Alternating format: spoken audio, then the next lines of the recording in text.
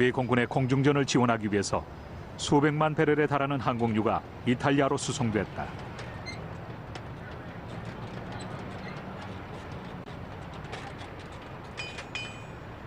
수톤에 달하는 다양한 모양과 크기의 폭탄이 이탈리아 전선에 공급됐다. 기폭 장치만 없으면 폭탄도 위험할 게 없었다.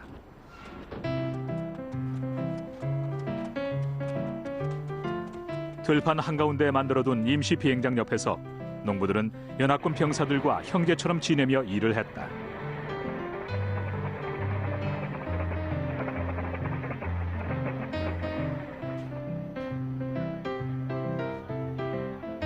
이들은 서로 과일과 담배를 교환하기도 했다. 병사들은 전투기가 이착륙을 할 때마다 연료도 넣고 폭탄을 싣기 위해 쉴 틈도 없이 일을 했다.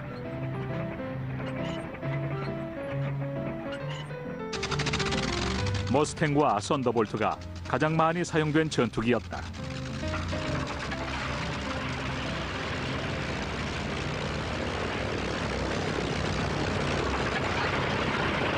전쟁 후 이탈리아 공군은 이 많은 전투기들을 인수해서 최초의 제트기가 등장할 때까지 몇 년 동안 계속 사용했다. 새로운 임무가 시작됐다. 전투기들은 임시 활주로를 미끄러져 내달리며 서서히 이륙 준비를 했다.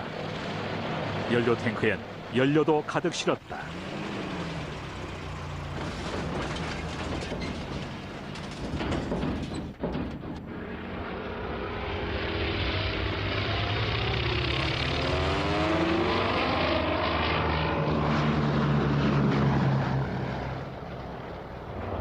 한 대씩 차례차례 엔진이 추진력을 최대로 끌어올리면 전투기들은 재빨리 속력을 높여 이륙한다.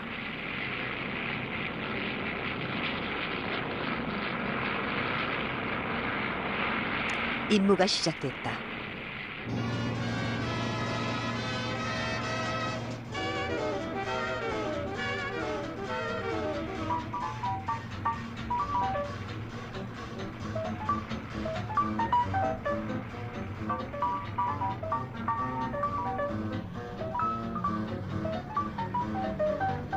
순식간에 연합군 전투기들은 이탈리아 중부지방으로 날아가 언덕과 마을, 강, 농경지 위를 높이 날았다.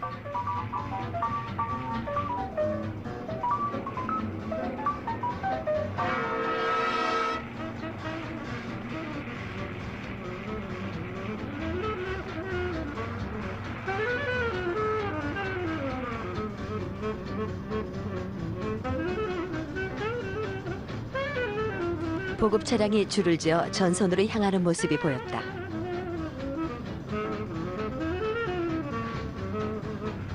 그러나 이들은 독일군 수송 차량이었다.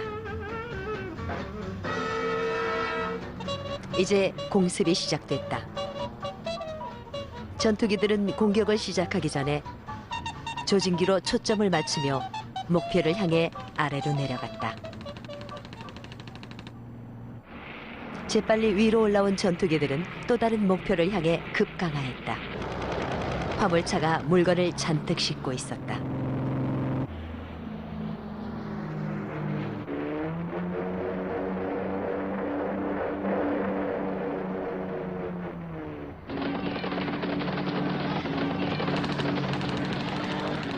화물기차는 꼼짝없이 끊어진 철도에 갇혔다.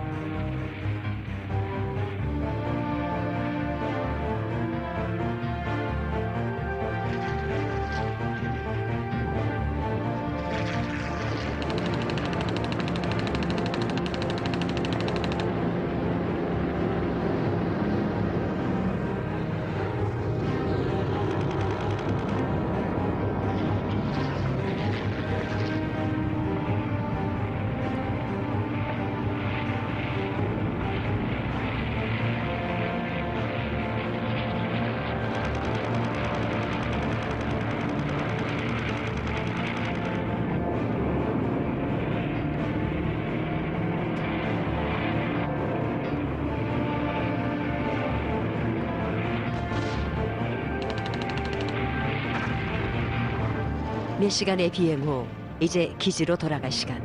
임무는 대성공이었다. 연합군 공군의 규모는 어마어마했기 때문에 기존의 비행장만으로는 전투를 모두 수행할 수 없었다.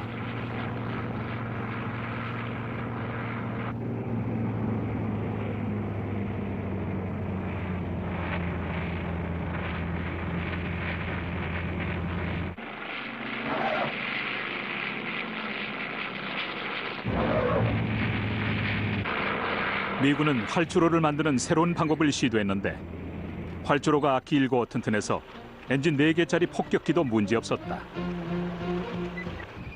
활주로 건설 작업이 시작됐다. 먼저 불도저로 땅을 고르고 다져서 단단하게 만든다.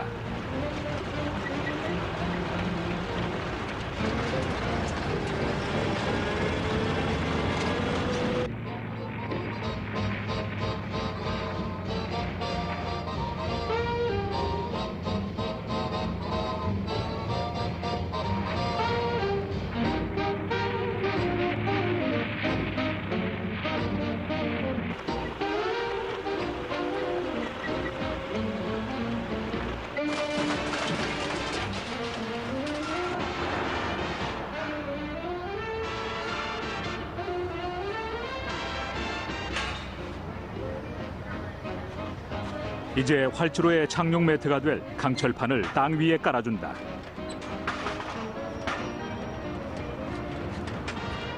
이 독창적인 아이디어 덕분에 콘크리트를 사용하지 않고도 반영구적인 비행장을 건설하는 것이 가능해졌다. 똑같은 크기의 강철판은 모두 규격 크기대로 제작된 것이다. 따라서 전문 기술 없이도 쉽게 조립이 가능했다.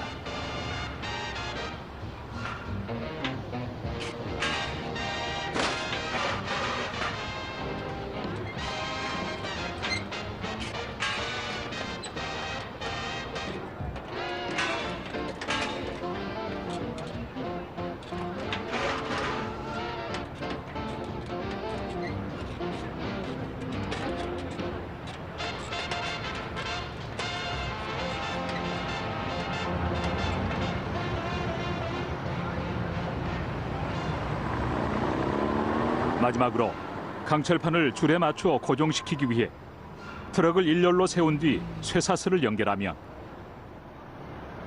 육중한 트럭이 마무리 작업을 알아서 해주었다.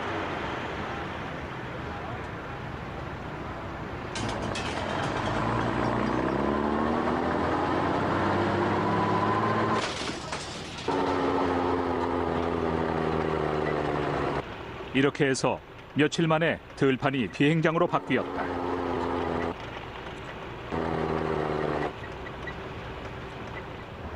활주로 작업이 끝나면 시험 비행이 시작된다. 먼저 전투기의 가벼운 몸체만으로 이륙을 해보고 무기와 연료를 가득 실은 육중한 전투기가 그 뒤를 잇는다.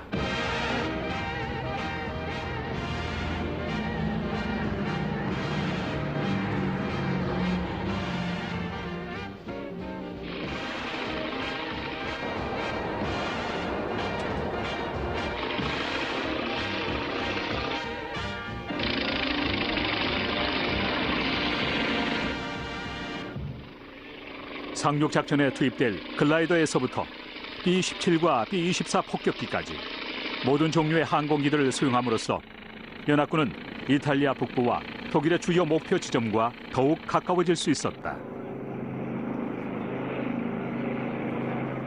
이제 트윈 엔진이 장착된 다코타 수송기 차례다. 이것은 영국군과 미군이 낙하산 부대를 수송할 때 쓰던 다용도 항공기다. 제8군은 아드리아 해안을 따라 빠른 속도로 진군했다.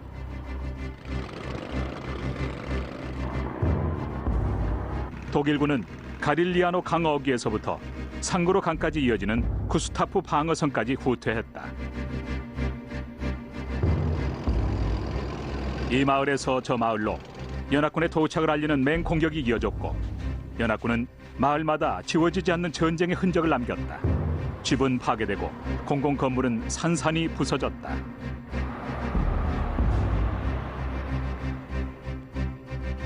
포지아의 피해 상황이 가장 심했다.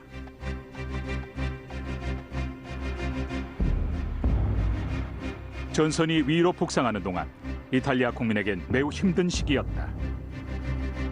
식량과 물자 부족이 위험 수위를 넘어섰고 1943년의 겨울은 특히 더 심각했다.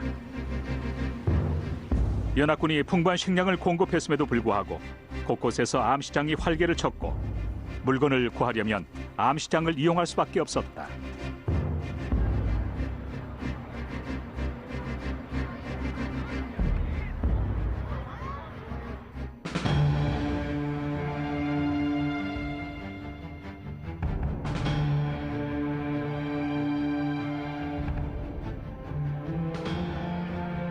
곧 풀야 평원과 포지아 주변 곳곳에 연합군의 공군기지가 생겼고 독일 남부의 산업도시를 폭격하기 위해 먼 곳까지 비행해야 하는 폭격기들은 이곳에서 출발했다.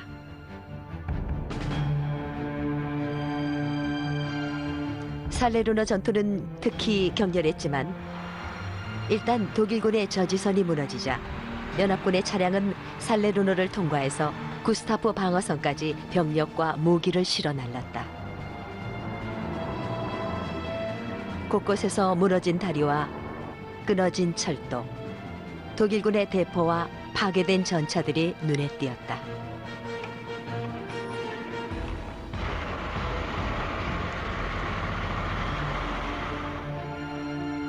해안 마을마다 전쟁의 흔적이 남아 있었다.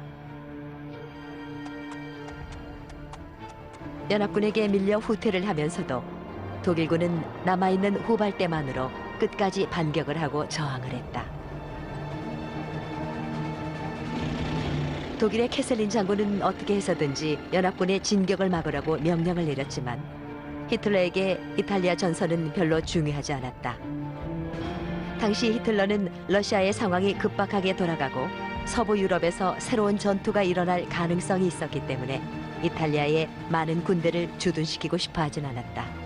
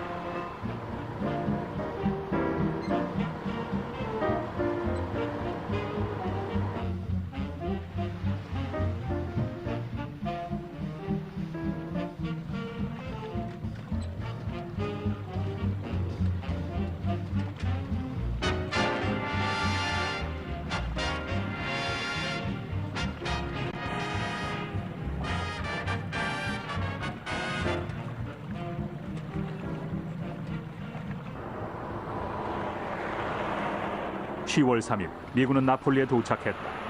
이미 나폴리는 전쟁으로 거의 파괴돼 있었고 며칠 동안 시민들이 폭동을 일으켜 독일군은 후퇴를 할 수밖에 없었다. 나폴리는 연합군의 끝없는 폭격과 시가전 때문에 거의 파괴됐다.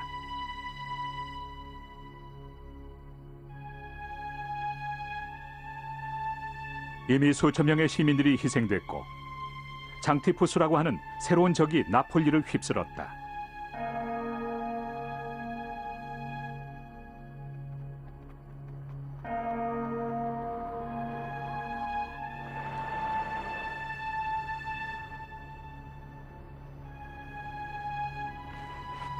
노동자들의 주거지에서 항상 문제가 됐던 위생 문제는 이제 통제가 불가능한 상태였다.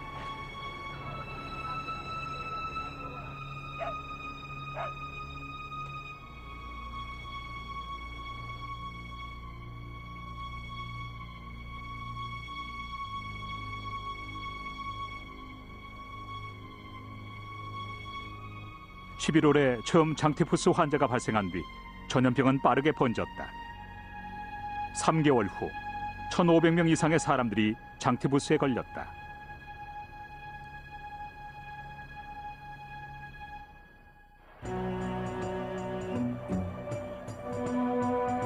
연합군은 새로운 살충제인 DDT의 도움으로 대대적인 살충 작업을 벌였고, DDT는 2차 대전이 끝난 후에도 전 세계에서 가장 광범위하게 사용되는 살충제가 됐다.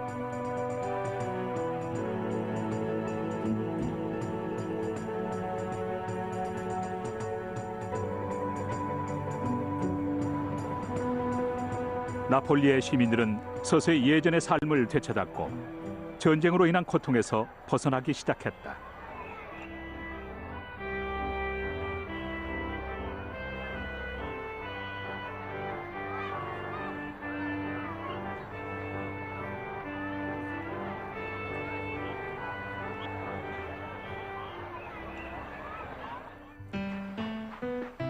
전쟁에 참전한 모든 나라에서 여성들의 노동력을 이용했다.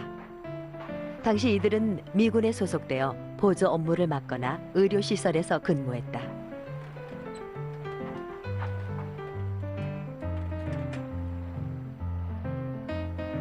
미 공군은 심지어 여성 육군 항공대를 창설했다. 그들은 직접적으로 전투에 참전하진 않았지만 대서양을 횡단하며 미국의 군수 공장에서 새로 제작된 폭격기들을 영국으로 수송하는 특별 임무를 맡았다. 전쟁이 시작되고 몇 달 동안 많은 병력이 희생되자 구소련 적군은 보병 연대에서 싸우는 여군 사단을 조직했고 공군에서도 전투기 조종사 부대를 창단했다. 이탈리아에서 전쟁을 벌이는 동안 연합군은 나폴리와 리버르노를 주요 기지로 이용했다. 병사들은 몇 주 동안 전선에서 힘든 나날을 보낸 뒤 가끔 전선에서 벗어나 즐거운 한때를 보냈다.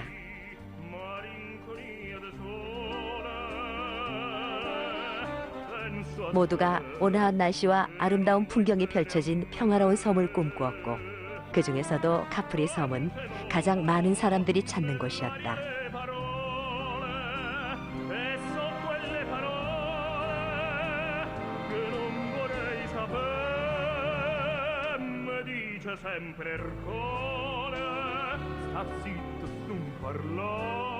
카프리 섬은 전쟁의 영향을 받지 않아 예전의 모습을 그대로 간직하고 있었다.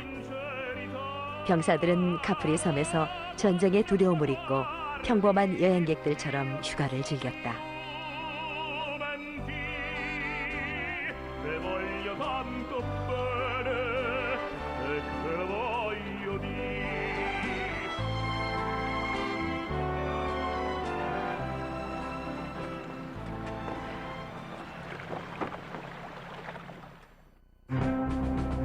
베네딕트 수도원이 있는 카시노는 구스타프 방어선에 위치해 있었는데 바로 이곳에서 독일군이 가장 격렬하게 저항을 했다.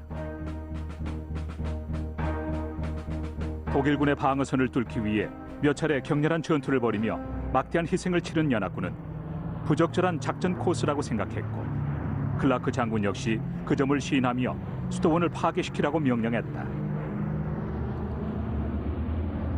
2월 15일 이른 아침 수백 대 B-17 폭격기가 수도원에 350톤의 폭탄을 떨어뜨렸다.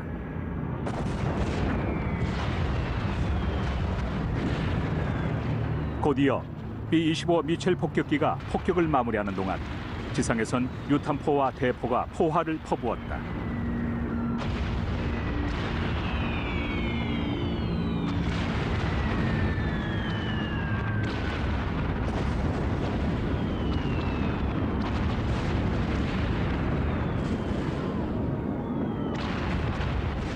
그날 오후 529년에 성 베네딕트가 세운 수도원은 폐허로 피어냈다. 그 후 독일군은 폐허 속에 벙커를 만들고 인도와 폴란드, 마오리 연합군과 대치하며 교전을 벌였다. 연합군은 독일군의 진지를 완전히 파괴할 때까지 3개월이라는 긴 시간 동안 전투를 벌여야 했다.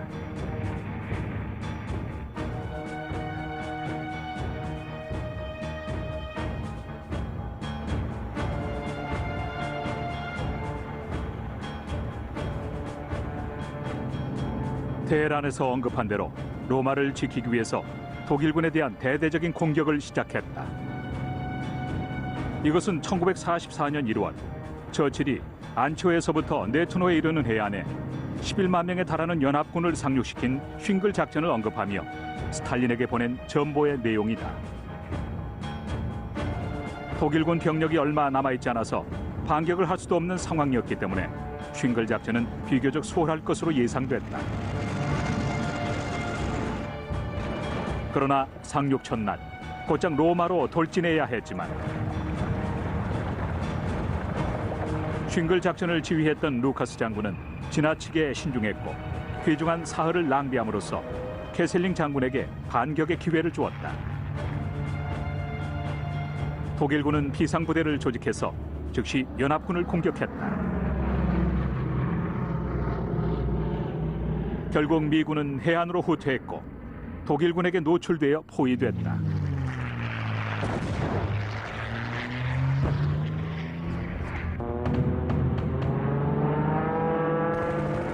상륙 작전에 사용됐던 연합군의 배와 차량은 독일군 장거리 대포의 사정거리 안에 있었고 독일 공군의 급강화 폭격기의 공격을 받았다.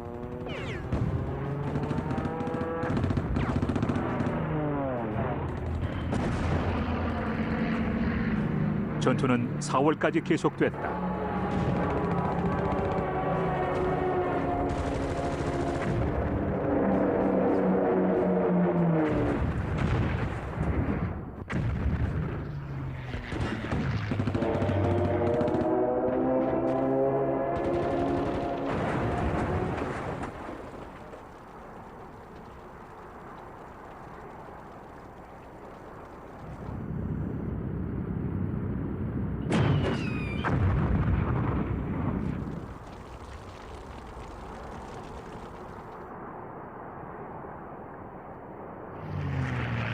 (1944년 3월 15일) 스트랭글 작전이 시작됐다.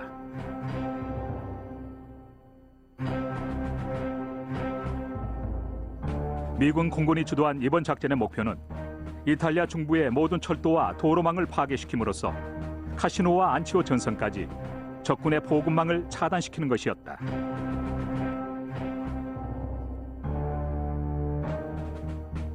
주요 폭격 목표는 다시 건설하는 데 시간이 많이 걸리는 모든 다리였다.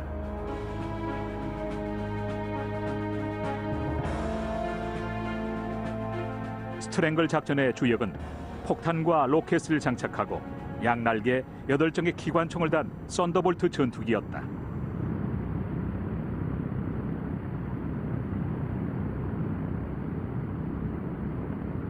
전쟁 후 이탈리아 철도망의 80%가 완전히 파괴됐으며 화물차와 기관차도 남은 게 거의 없었다.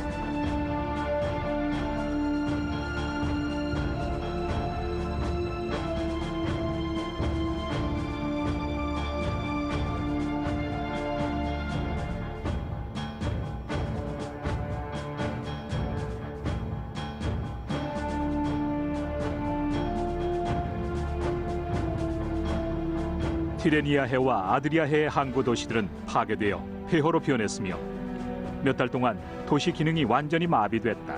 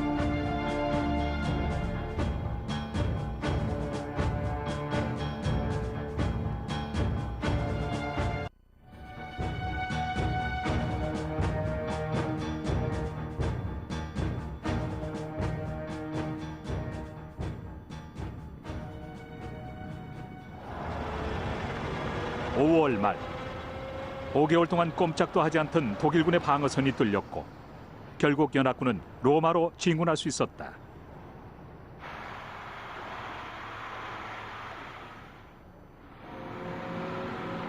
그 사이 독일군은 이탈리아의 수도인 로마를 포기하고 재빨리 후퇴했다.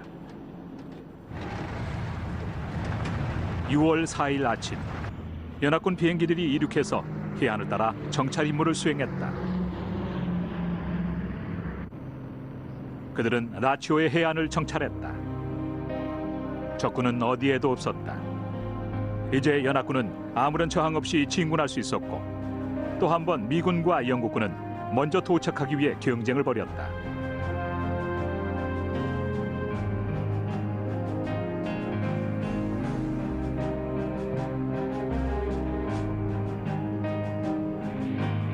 아름다운 지중해 해안이 끝없이 펼쳐졌다.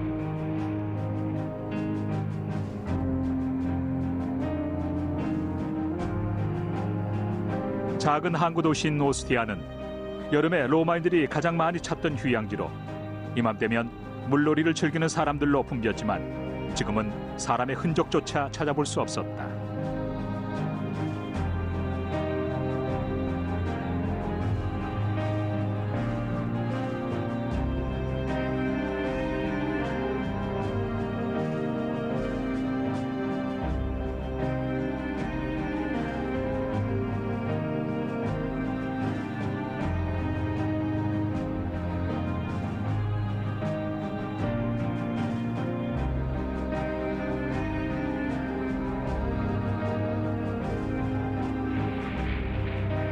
구름이 잔뜩 끼고 축축한 날씨였다.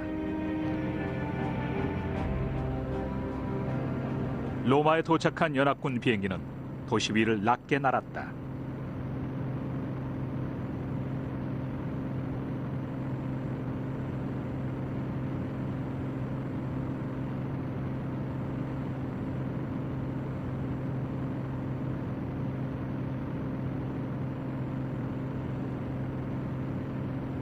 늦은 오후 클라크 장군의 부대가 베네치아 광장에 도착했다. 지프와 트럭, 장갑차들이 시내 거리를 누볐다.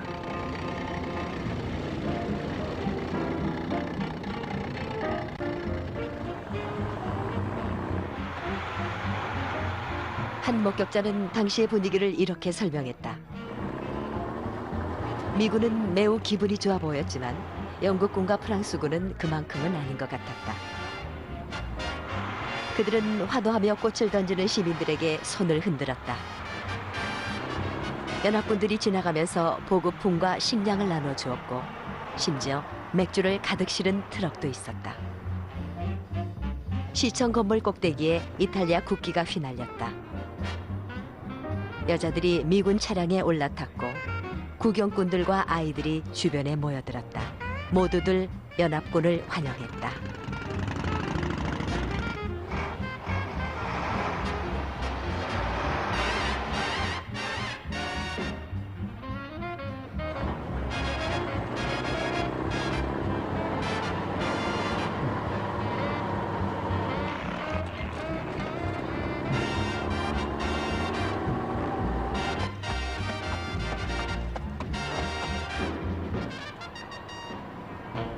곧 연합군이 도시를 점령했다.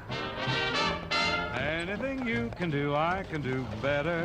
I can do anything better than you. No, you can't. Yes, I can. No, you can't. Yes, I can. No, you can't. Yes, I can. Yes, I can. Anything you can 전선은 do, 빠르게 북쪽으로 이동했고 Sooner or later 도시에 남은 군인들은 호기심 많은 여행객으로 변했다. No, you're not. Yes, I am. No, you're not. Yes, I am. Yes, I am. 독일군이 로마를 점령했던 수개월 동안 로마 시민들은 기아와 빈곤으로 고통을 받아야 했다.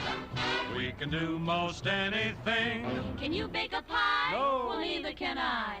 Anything you can sing, I can sing louder. I can sing anything louder than you. No, you can't. Yes, I can. No, you can't. Sure I can. No, you can't. Yes, I can. It sings pretty loud. I'm superior. No, you're. 로마는 다시 찬란하게 빛났다. I'm the big 바티칸 시티 덕분에 로마는 이탈리아의 다른 주요 도시와 달리 대규모 폭격을 피할 수 있었다. Major one. can't beat you at anything. And that's not all. Anything you can buy, I can buy cheaper. I can buy anything cheaper than you. 50 cents. 40 cents, 30 cents. 20 cents. No, you can't. Yes, I can.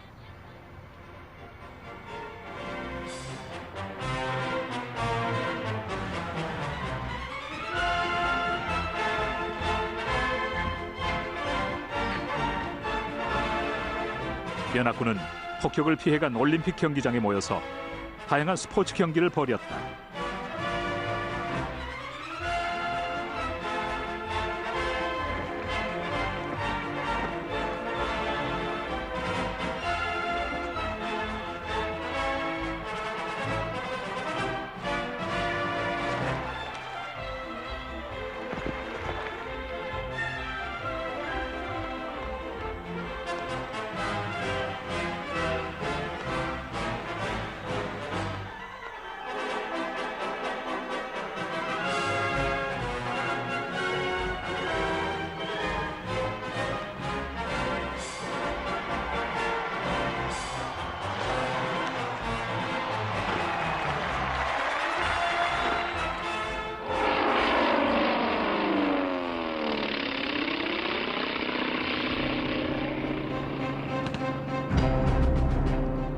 연합군은 이미 오래전에 이탈리아의 제공권을 장악했고 히틀러가 수천 대 독일 전투기를 자국으로 불러들여 독일의 도시와 공장을 지키도록 명령했기 때문에 이탈리아에는 독일 전투기들이 거의 없었다.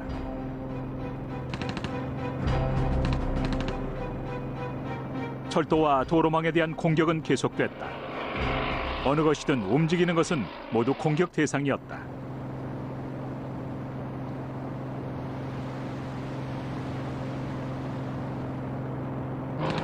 독일군 수송대만 공격을 받은 것이 아니라 민간인들도 폭격을 피할 수 없었다.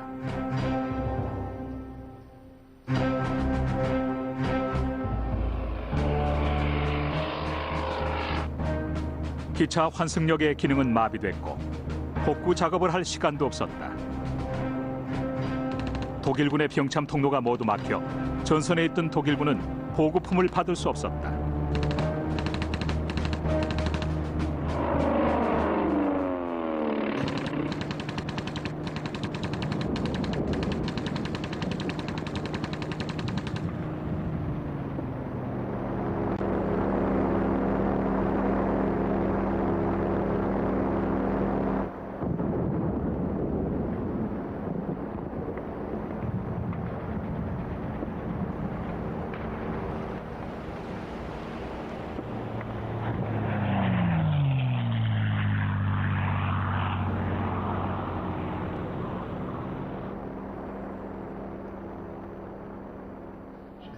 이것은 60년 전 상공에서 내려다본 이탈리아의 모습이다. 당시 이탈리아의 피해 상황은 어마어마했다. 군대에 동원된 400만 명 중에서 고향으로 되돌아온 사람들은 거의 없었고 어딜 가든 피난민들이 줄을 이었다. 집은 거의 파괴됐으며 사랑에 빠진 젊은이들이 결혼을 하는 것조차 불가능했다.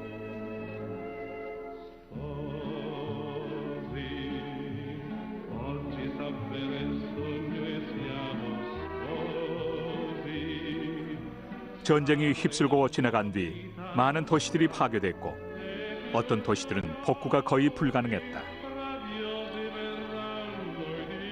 철도역은 모두 폭파됐지만 피사의 사탑은 예전의 모습을 그대로 간직했다. 당시엔 비교적 정확한 폭격이 가능했기 때문에 8월 3일 점령되기 전에 피사의 아름다운 건축물들은 폭격을 피할 수 있었다.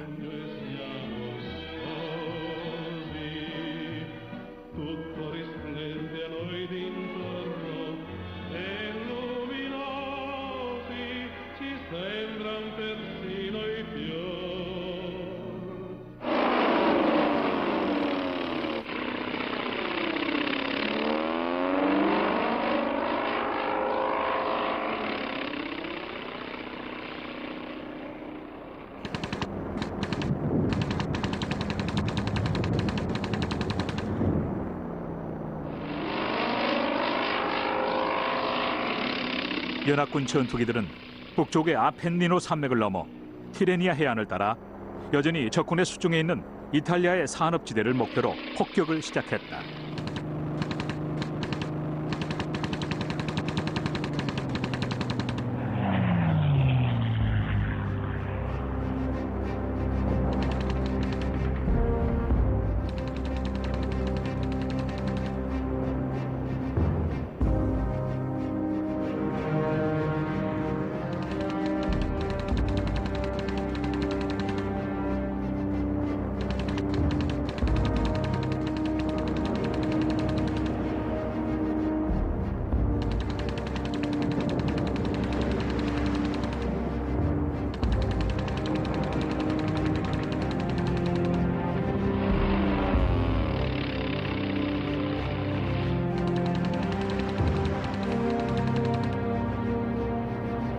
공습은 쉴 틈 없이 계속됐다.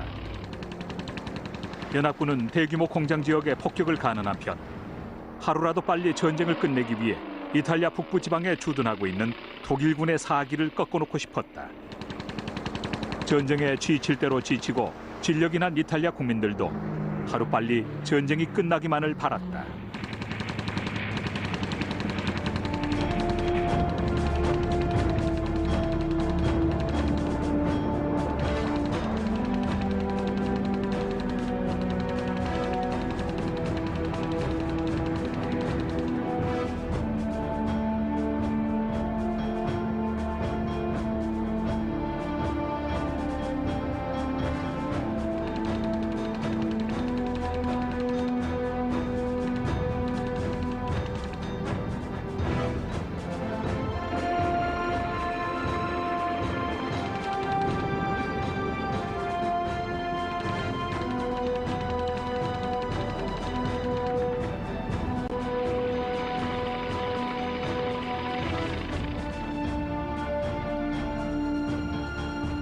모든 다리는 폭격을 받아 파괴됐다.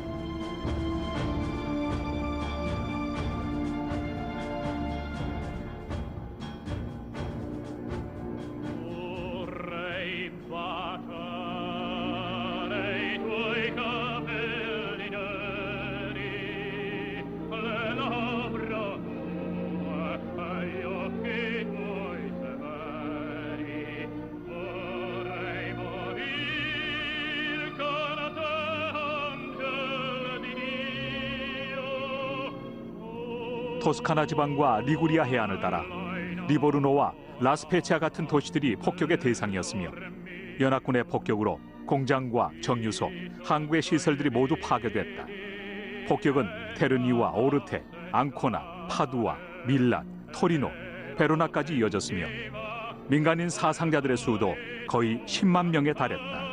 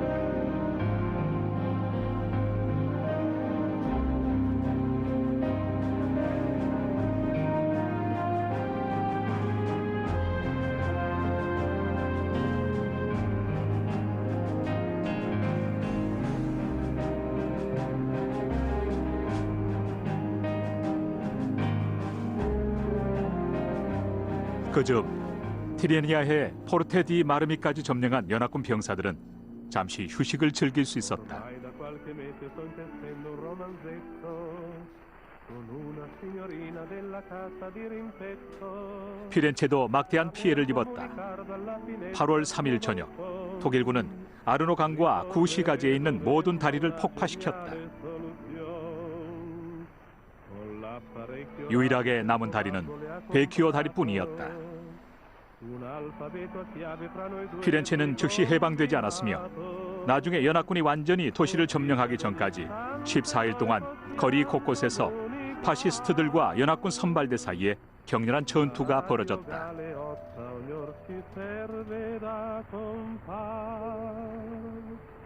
Quando la radio trasmette da Torino, vuol dire stasera ti attendo al Valentino, ma se ad un tratto si cambia di programma, questo vuol dire attento c'è la mamma, Radio Bologna. 몇 달 동안 치열한 공방전이 계속됐다. 연합군 선발대가 독일군의 마지막 방어선인 고딕선을 앞에 두고 교두보를 확보했다.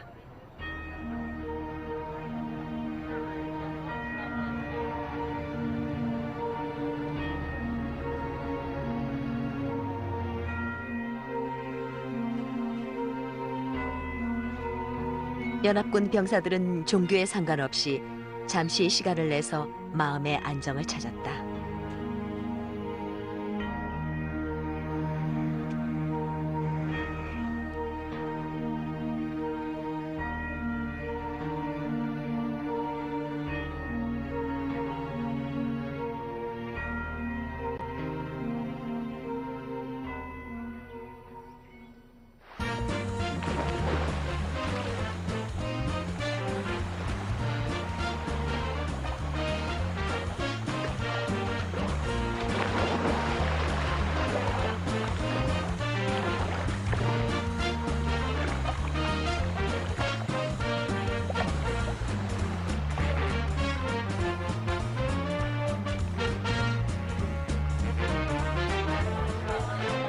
당시 병사들 사이에서 맥주의 소비량이 어마어마했지만 공급 물량이 많았기 때문에 병사들의 수요를 맞추는 데에는 문제가 없었다.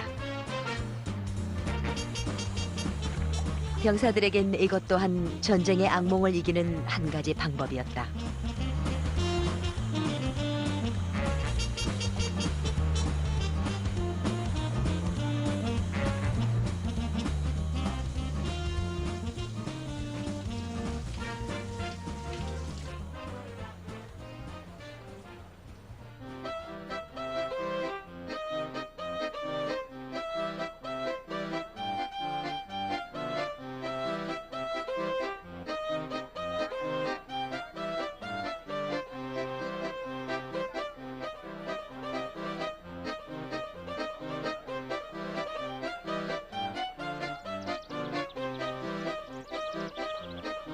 종종 병사들을 위한 야외 공연도 열렸다.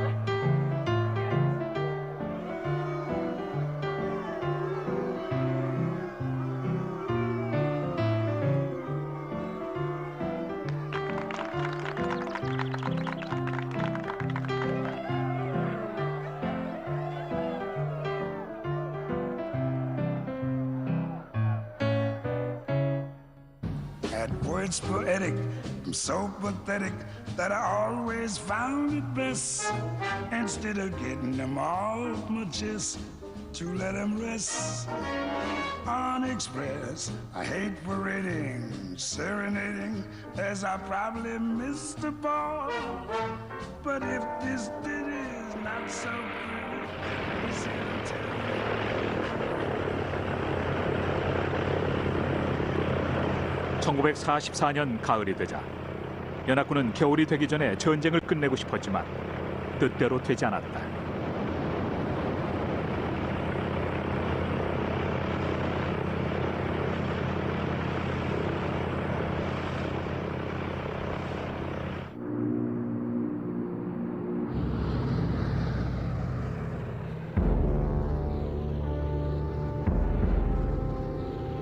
폭격기들은 아펜니노 산맥을 넘어 이탈리아 북부 지방에 대한 폭격을 계속했다.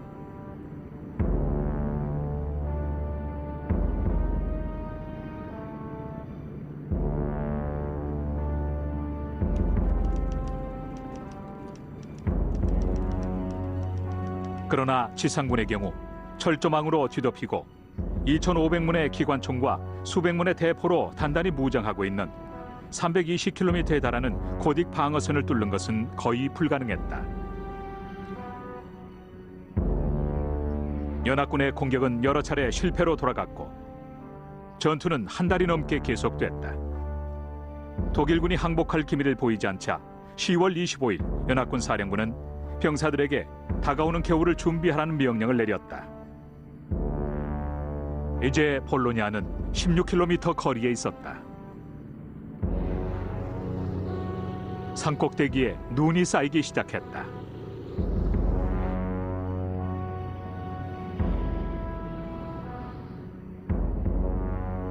(2차) 세계대전이 완전히 막을 내릴 때까지 아직 6개월은 더 버텨야 했다.